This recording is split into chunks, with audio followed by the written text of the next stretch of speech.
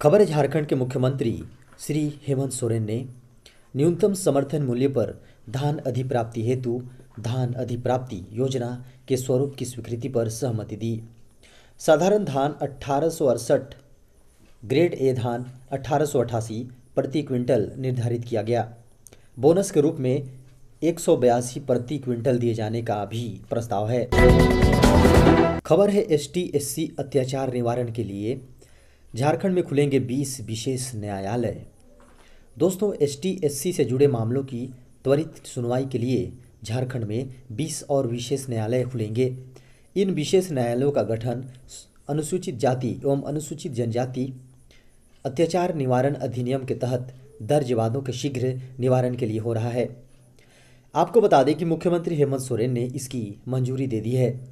विशेष न्यायालय खुलने से लंबित मामले भी निपटाए जा सकेंगे और सुनवाई में तेजी आएगी। खबर है, झारखंड सरकार प्रत्येक महीने फ्री देगी 5000 लीटर पानी। दोस्तों, सरकार झारखंड में गरीबों को पानी का मुफ्त कनेक्शन और निःशुल्क पेयजल उपलब्ध कराएगी। मुख्यमंत्री हेमंत सोरेन ने इसके नियमावली 2020 के गठन को मंजूरी प्रदान की है। कैबिनेट की अगली बैठक में इससे संबंधित प्रस्ताव को प्रस्तुत किया जाएगा। BPL परिवारों को पानी का कनेक्शन भी निःशुल्क प्रदान किया जाएगा। हालांकि 5 किलो लीटर से अधिक पानी लेने पर संबंधित हाउस होल्ड को शुल्क का भुगतान करना पड़ेगा। खबर है, कोयला खदानों की नीलामी को लेकर सुप्रीम कोर्ट ने केंद्र सरकार को दी नीलामी की छूट। दोस्तों, सुप्रीम कोर्ट ने निर्देश दिया कि ई नीलामी उसके अंतिम आदेशों के दायरे में रहेगी। झारखंड सरकार ने राज्य की 9 कोयला खदानों की नीलामी पर रोक लगाने के लिए सुप्रीम कोर्ट में याचिका दायर की है। केंद्र सरकार ने 41 कोयला खदानों की नीलामी शुरू की थी, जिसमें से 9 खदान झारखंड में है। इन खदानों की नीलामी रोकने के लिए झारखंड सरकार ने सुप्रीम कोर्ट में याचिका दायर की है। याचिका में कहा गया है कि फरवरी में कोयला खदानों की नीलामी को लेकर बैठक हुई थी।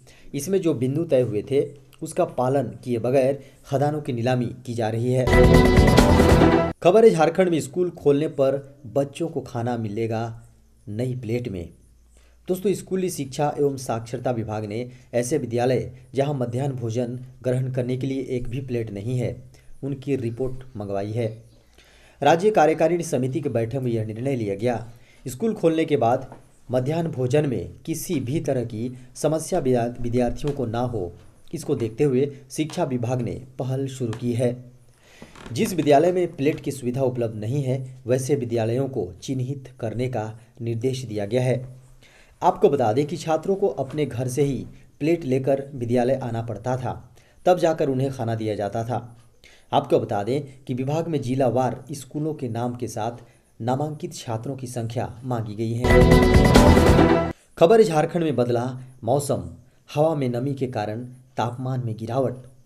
दोस्तों, मानसून की वापस लौटने के बाद झारखंड में मौसम बदल गया है। हवा में मौजूद नमी के चलते तापमान में गिरावट दर्ज की गई है। झारखंड के लगभग सभी जिलों में न्यूनतम तापमान सामान्य से नीचे चला गया है। आपको बता दें कि मौसम में बदलाव का असर महसूस किया जा रहा है।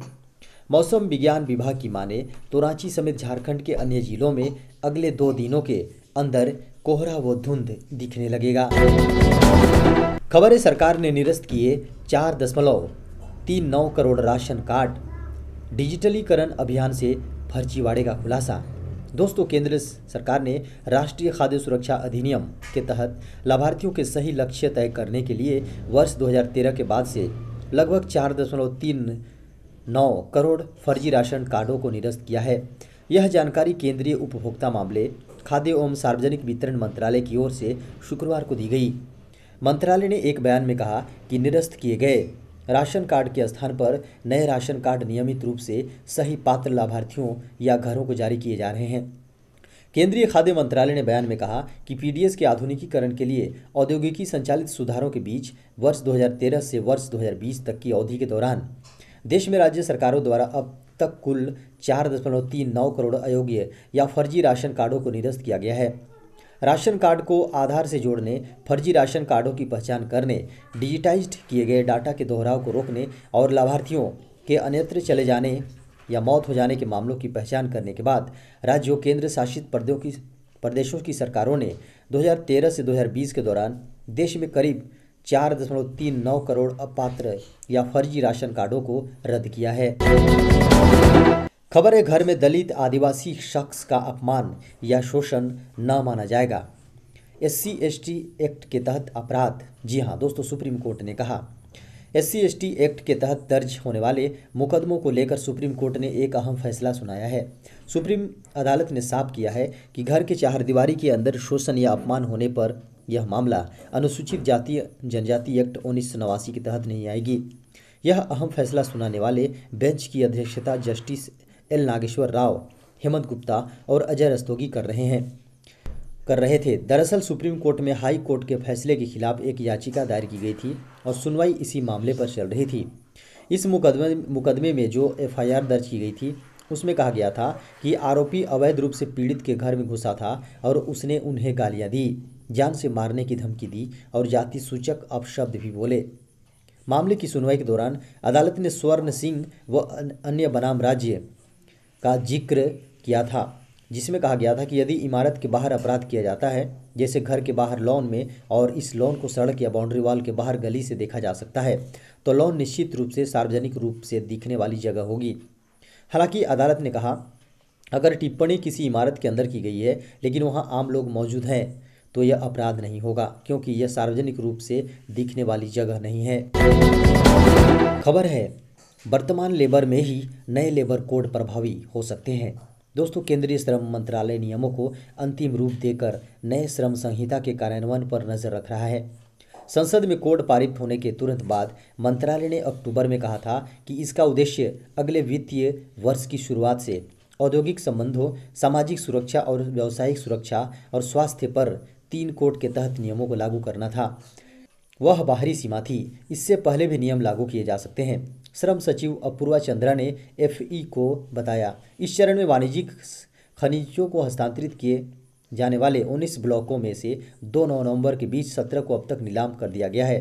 नीलामी के दिन 5 SL माइनिंग अरबिंदो रियल्टी का एक कोयला ब्लॉक प्रत्येक ऐसे NBFC के लिए विवेकपूर्ण दिशा निर्देशों की तुलना की जानी चाहिए। उन्होंने बैंकों के लिए ऐसा किया कि वे या तो एक बैंक में बड़े पैमाने पर काम करते हैं या उनके नेटवर्क एक्सटीरियर को घटाते हैं। खबर है, केंद्र सरकार ने बनाया प्लान, इन 30 करोड़ लोगों को सबसे पहले दी जाएगी कोरोना वैक्सीन। दोस्तों, भारत बायोटेक फरवरी में कोरोना की वैक्सीन कोवैक्सीन को लॉन्च करने के लक्ष्य को लेकर चल रहा है। यह भारत में उपलब्ध होने वाली पहली कोरोना वैक्सीन हो सकती है जो लोगों को दी जाएगी। केंद्र सरकार भी वैक्सीन वितरण प्रणाली की प्रक्रिया को अंतिम रूप दे रहा है, जिसमें उन लोगों की पहचान भी की जा रही है जिनको सबसे पहले बिना किसी शुल्क के यह वैक्सीन दी जाएगी। प्राप्त जानकारी के अनुसार सरकार की तरफ से बनाई गए विशेष समूह ने एक खाका तैयार किया है। इससे पहले केंद्रीय स्वास्थ्य मंत्री हर्षवर्धन ने कहा था कि राज्यों को प्राथमिकता वाले लाभार्थियों के समूह की पहचान करने के लिए कहा गया है। प्रारंभिक चरण में कुल 30 करोड़ प्राथमिकता वाले लाभार्थियों को वैक्सीन की खुराक मिलेगी। अब तक मोटे तौर पर 4 तरह के लोगों की पहचान की गई है जिनको कोरोना की वैक्सीन सबसे पहले दी जाएगी, और वह भी फ्री। खबर है, कोरोना को लेकर सबसे चौंकाने वाला खुलासा, ऐसे लोगों को एक ही झटके में जा सकती है जान। दोस्तों, कोरोना महामारी को लेकर अमेरिका में हुए शोध में चौंकाने वाले परिणाम सामने आए हैं। शोध में खुलासा किया गया है कि वायु प्रदूषण के संपर्क में अधिक समय तक रहने से कोरोना से होने वाली मौत का खतरा बढ़ जाता है। अमेरिका की 3000 से अधिक काउंटी पर किए गए नए शोध से जानकारी सामने आई कि जो लोग प्रदूषण कारक सूक्ष्म कणों के संपर्क में अधिक समय तक रहते हैं, उनकी कोरोना से मौत होने की आशंका बढ़ जाती है। उम्मीद जताई जा रही है कि इस अध्ययन के सामने आने के बाद नीति निर्माता वायु प्रदूषण से होने वाले नुकसान पर गंभीरता से विचार करेंगे और महामारी के दौरान होने वाली मौतों की संख्या में कमी लाने के लिए प्रयास करेंगे। खबर है, SBI ने दी चेतावनी, आप अगर अपने फ़ोन में रख रहे हैं ऐसी ऐप तो खाली हो सकता है आपका बैंक अकाउंट। दोस्तों, कोरोना वायरस के चलते लॉकडाउन में इंटरनेट बैंकिंग के जरिए धोखाधड़ी के मामले दिन प्रतिदिन बढ़ रहे हैं। इसे ध्यान में रखते हुए देश के सबसे बड़े बैंक SBI ने ग्राहकों को अलर्ट जारी किया है। SBI ने लोगों को ट्वीट के माध्यम से किसी भी अनधिकृत मोबाइल एप्लीकेशन का उपयोग न करने की सलाह दी है। SBI ने कहा है कि ऐसे मोबाइल एप्लीकेशन धोखेबाजों को आपके डिवाइस के नियंत्रण के साथ साथ आपके संपर्क, पासवर्ड और वित्तीय खातों तक पहुंच प्रदान करने की अनुमति देते हैं। बैंक ने अपने ट्वीट में लिखा कि कुछ मोबाइल एप्लीकेशन आपकी संवेदनशील जानकारियों के साथ समझौता कर आपकी व्यक्तिगत जानकारी को उजागर कर सकते हैं। एसबीआई आपको ऐप्स के उपयोग संबंधी कुछ महत्वपूर्ण जानकारी दी है। खबर है आने वाली है प्रधानमंत्री किसान सम्मान निधि योजना की किस्त। दोस्तों, प्रधानमंत्री किसान निधि योजना भारत सरकार की एक योजना है जिसमें किसानों की वित्तीय स्थिति में सुधार लाने में मदद की है। इस योजना के तहत केंद्र सरकार किसानों के बैंक खातों में प्रतिवर्ष 2,000 रुपये की 3 किस्तों में 6,000 रुपये की वित्तीय सहायता प्रदान करती है।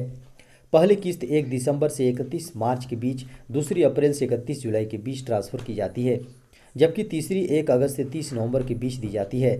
किसानों को पहले ही 6 किस्तें दी जा चुकी हैं, जबकि सरकार ने 7वीं किस्त की तैयारी शुरू कर दी है, जिसके नवंबर अंत तक किसानों के बैंक खाते में हस्तांतरित होने की उम्मीद है। कृषि मंत्रालय ने कुछ दिनों पहले पीएम किसान योजना के लिए आंकड़े जारी किए थे, जिसके अनुसार लगभग 11 करोड़ किसान इस योजना से लाभान्वित हुए हैं और अब तक केंद्र में लगभग 95,000 करोड़ रुपए की लागत आई है। खबर है PUBG मोबाइल की भारत में जल्द हो सकती है वापसी, दिवाली से पहले यूजर्स को मिल सकता है तोहफा। दोस्तों, भारत में वापसी के लिए PUBG कॉर्प ने ग्लोबल क्लाउड सर्विस प्रोवाइडर से पार्टनरशिप कर रहा है। केंद्र सरकार के यूजर्स के डाटा के देश से बाहर स्टोर किए जाने पर चिंता जाहिर करते हुए कंपनी भारत के यूजर्स का डाटा भारत में ही स्टोर करने के लिए पार्टनर से बात कर रहा है। आपको बता दें कि भारत सरकार ने साइबर सिक्योरिटी से जुड़े रिस्क को देखते हुए जून में PUBG मोबाइल पर बैन लगा दिया था। इसके बाद से भारत में यूजर्स इस गेम को एप्पल ऐप स्टोर या गूगल प्ले स्टोर से डाउनलोड नहीं कर सकते। हालांकि कई महीने बीतने के बाद बैटल रॉयल गेम भारत में वापसी की तैयारी कर रहा है। टेक क्रंच की रिपोर्ट में यह बात सामने आई है।